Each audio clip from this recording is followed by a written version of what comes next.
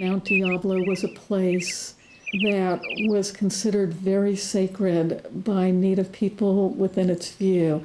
It was a birthplace of the world, if you will. Beverly Ortiz is an anthropologist and naturalist at Coyote Hills Regional Park on the southeastern shore of San Francisco Bay.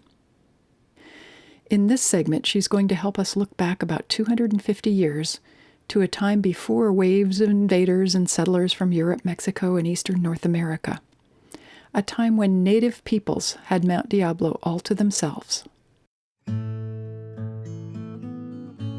It was a place where religious leaders went to pray for the well-being of the entire group, for balance between the harmonious and inharmonious elements of the world. It was the place where supernatural beings lived and were able to create everything everywhere that people needed to live, and then they created the people themselves.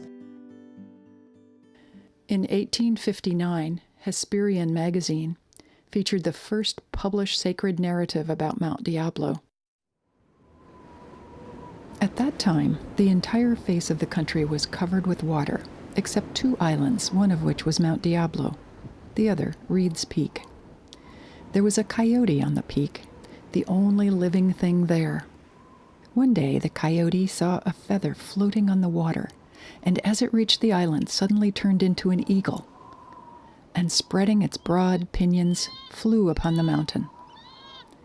Coyote was much pleased with his new companion, and they lived in great harmony together, making occasional excursions to the other island, Coyote swimming while the eagle flew.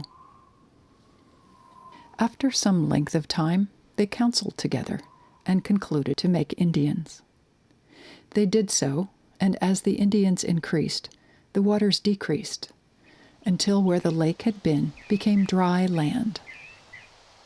The way that's written is a very non-Indian way of sort of a literary version of a native spoken tradition. But if you strip it out to the details, a world covered with water, certain places above that water, and the mention of coyote and eagle, it gets more significant. An elder named Frances McDaniel still remembers how important Mount Diablo was to earlier generations.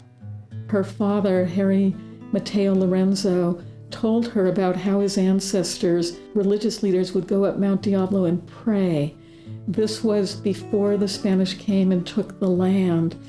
She told me Mount Diablo was our sacred mountain at one time and still is in my heart.